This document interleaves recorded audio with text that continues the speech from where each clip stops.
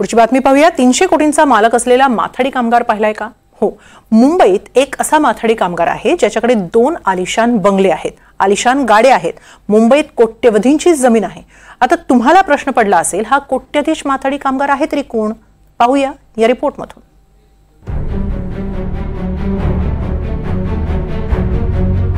साताऱ्यातला हा स्वप्नपूर्ती बंगला, हा टोलेजंग बंगला कोणा मंत्र्याचा नाही किंवा व्यावसायिकाचा नाही, हा बंगला आहे एका माथाडी कामगाराचा। साताऱ्यातील एका माथाडी कामगाराची संपत्ती पाहून सगळे सवाक झाले। नुसता बंगला नाही, 10 ते 15 कोटींच्या आलिशान गाड्या, मुंबईत 200 ते 300 कोटींची जमीन, एवढी माया एका माथाडी कामगारानं कमावली कशी, असा प्रश्न सगळ्यांनाच पडलाय। तर ही माया जमवणारा माथाडी कामगार आहे दत्तात्रय भालेघरे उर्फ दत्ता पवार। भाजप आमदार प्रवीण दटके यांनी सभागृहात हा सवाल उपस्थित केला। त्यावेळी त्यांनी दत्ता पवार नावाच्या व्यक्तीचा उल्लेख केला होता। दत्ता पवारवर मुंबईतील पायधुनी पोलीस ठाण्यात 2 पॅन कार्ड्स काढल्याचा गुन्हा दाखल आहे। त्याचे साताऱ्यात 2 आलिशान बंगले आहेत, असा सर्व कच्चा चिठ्ठा प्रवीण दटकेंनी सभागृहात सादर केला। आमदार प्रवीण दटके यांच्या मागणीनंतर एसआयटीची घोषणा करण्यात आली। मात्र एसआयटी चौकशीतनं दत्ता पवारला नेहमीच वगळलं गेलं। मुंबई सारख्या शहरात 200-300 कोटीची एका माथाड्याची जमीन, जो अधिकारी हे सगळं करतोय तो त्या पदावर वारंवार तोच अधिकारी राहतो। मुंबईत नुसता मुंबईचा विषय नाही, हा नागपूरचाही आहे, सगळ्या ठिकाणचा आहे। हे आमचं तर दुर्दैव असं आहे का नागपूरचा व्यवसाय अशा चुकीच्या माथाड्यांमुळे नागपूर बाहेर गेला, कुठे छिंदवाड्याला गेला, कुठे रायपूरला गेला, कुठे जबलपूरला गेला, कुठे सुरतला गेला। कारण आमचा सगळ्या जे वॅगन नागपुरात रिकामे व्हायचे ते एक आकोड्या लावण्याचे 50-50 हजार रुपये घ्यायचे, त्यांनी सगळं नुकसान झालं। ते आम्ही सर्वंकष चौकशी व्हावी अशी माननीय मंत्री आकाश फुंडकरांना आम्ही विनंती केली होती, त्यांनी एसआयटी लावली। दत्तात्रय आत्माराम भालेघरे उर्फ दत्ता पवार अशा 2 नावांचं लेबल लावून फिरणारा हा व्यक्ती मूळचा सातारा जिल्ह्यातील जावळी तालुक्यातील कोलेवाडी गावचा।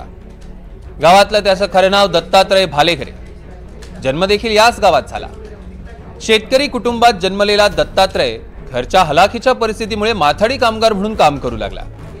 हळूहळू त्याचे इतर माथाडी कामगारांशी चांगले संबंध निर्माण झाले।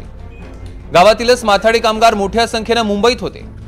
त्यातनंच मुंबईत राजकारणात उडबस वाढत गेली आणि पुढे माथाडी कामगारांचं नेतृत्व करण्याची संधी त्याला मिळाली। मात्र या संधीचा वापर स्वतःच्या स्वार्थासाठी त्याने केल्याची चर्चा सुरू झाली। याचाच एक पैलू म्हणजे गावापासून मुंबईपर्यंत सर्वांनाच अचंबित करणारी अफाट संपत्ती। दत्तात्रय आत्माराम भालेघरे उर्फ दत्ता पवार हे माथाडी कामगार नेते, यांच्यावरती भ्रष्टाचाराचे ज्यांनी आरोप केलेले आहेत त्यांनी त्यांच्या मालमत्तेबाबतही त्याच्यामध्ये उल्लेख केलेला आहे। त्यांच्या मालमत्तेमध्ये सातारा जिल्ह्यातील जावली तालुक्यातील 2 ठिकाणी टोलेजंग बंगले असल्याचं एकंदरीत समोर आलेलं आहे। आपण माझ्या पाठीमागे पाहत आहात की दत्तात्रय पवार यांचा हा टोलेजंग बंगला या ठिकाणी अवाढव्य दिसतोय। 3 मजली असल्याचं एकंदरीत हा बंगला आपण पाहतोय।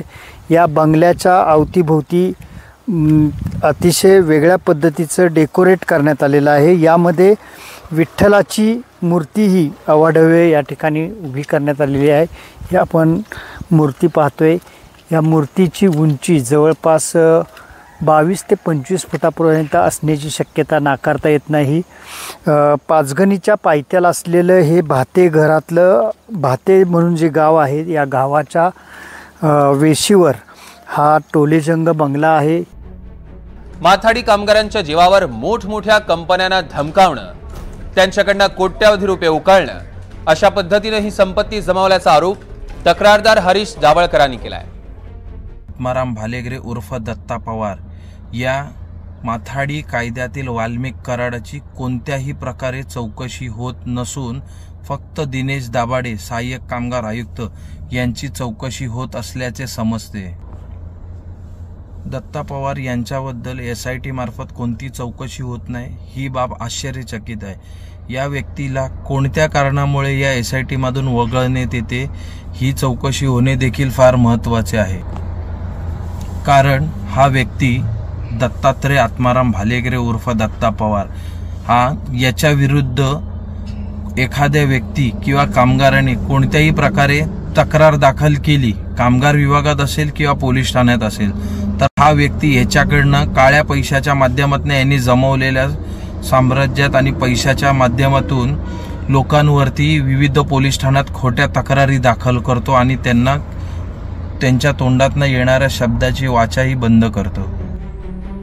दरम्यान या कोट्याधीश माथाडी कामगाराची दखल मुख्यमंत्री देवेंद्र फडणवीसांनीही घेतली आहे आणि योग्य चौकशीचं आश्वासन फडणवीसांनी दिलं। संदर्भातला एक भ्रष्टाचाराचा विषय मांडला होता की त्याच्यामध्ये सातारामधली जी व्यक्ती आहे माथाडी कामगारांनी त्यांनी करोडो रुपयांची प्रॉपर्टी केलेली दिसून आले।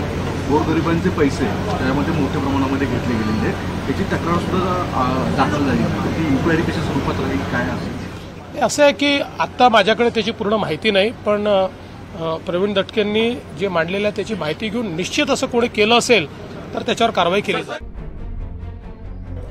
दत्ता पवार हे राज्यातल्या माथाडी क्षेत्राला पडलेला कोड आहे। एका सामान्य घरातला मुलगा गावाकडनं मुंबईत येतो, माथाडी कामगार म्हणून काम करताना ओझी वाहतो आणि बघता बघता कोट्यावधींचा मालक होतो। माथाडी कामगार दत्ता पवारची ही कहाणी खरंच समजण्यापलीकडची आहे। विशाल पाटीलसह राहुल